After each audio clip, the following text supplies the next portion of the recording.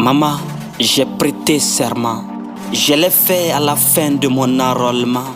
Parce que pour moi, prendre l'arme, c'est accepter le combat. C'est aussi se rapprocher de l'au-delà.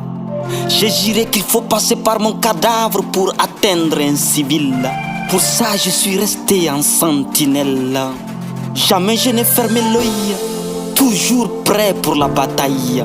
J'ai promis que pour rien au monde, je ne reculerai devant l'ennemi. Je j'irai de donner ma vie s'il le faut pour le pays. Eh bien maman, mission accomplie. Sous les bruits diaboliques des lobbies, je suis parti.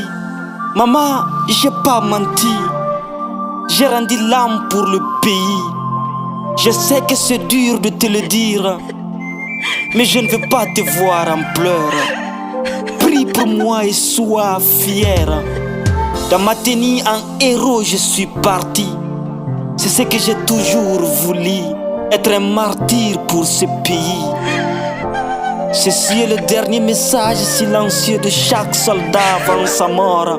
Mais le soldat toujours debout te dira: rien ne peut nous démoraliser en tant que soldats. Quelles que soient les défaites, nous maintenons les caps.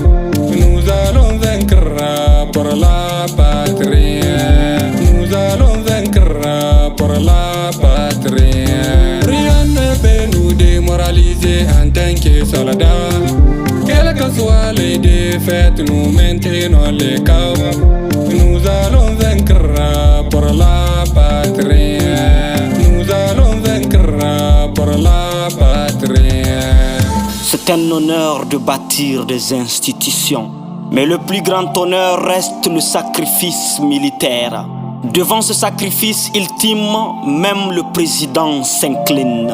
L'ennemi, en vous livrant des guerres et des attaques barbares basées sur des dogmes imaginaires, cachés sous des prétextes islamiques, a voulu s'attaquer à notre foi islamique.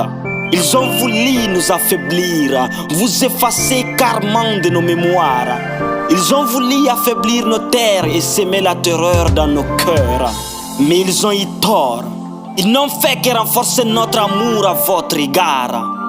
Ils nous ont donné plus envie de vous rendre immortels. Après la place à nos tables, le pays bâtira des échangeurs, des ponts, des routes, des autoroutes, des écoles qui porteront vos noms et immortaliseront vos mémoires. Bientôt cette tempête ne sera que mauvais souvenir. Et à l'école, on n'enseignera pas que les deux guerres mondiales. On enseignera également l'honneur et le courage du soldat nigérien. Ils trouveront votre courage gravé à chaque virage, à chaque passage, et même dans nos chansons au bord de nos rivages. Ils trouveront sur chaque visage la rage d'immortaliser votre courage. Père et mère de braves soldats tombés sur le front d'honneur, je sais que vous avez perdu un fils. C'est peut-être insignifiant, mais désormais chaque fils de cette nation est votre fils adoptif. Fils et filles de braves soldats tombés sur le champ d'honneur, je sais que vous avez perdu un père, un ami inégalable, incomparable, le plus compréhensible, le plus aimable. Cette poésie peut paraître banale, mais trouvez en chacun de nous un père adoptif. Brave femme de braves soldats tombés sur le champ d'honneur, je sais que tu as vu cette douleur venir. Je sais que tu sais que la douleur rôde autour de celle qui tombe amoureuse d'un FDS. Mais c'est ça l'amour sincère, c'est ça l'amour pur, c'est ça l'amour des luttes. C'est mieux mais c'est plus fort que celui des novellas, des contes ou bien des légendes.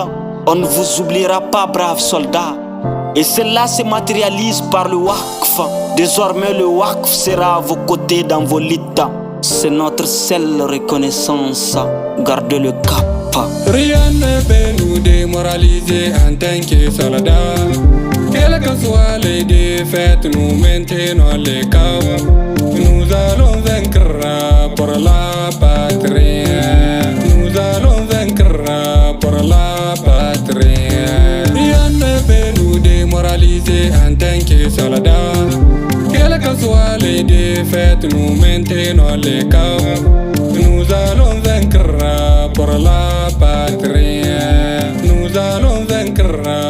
la patrie.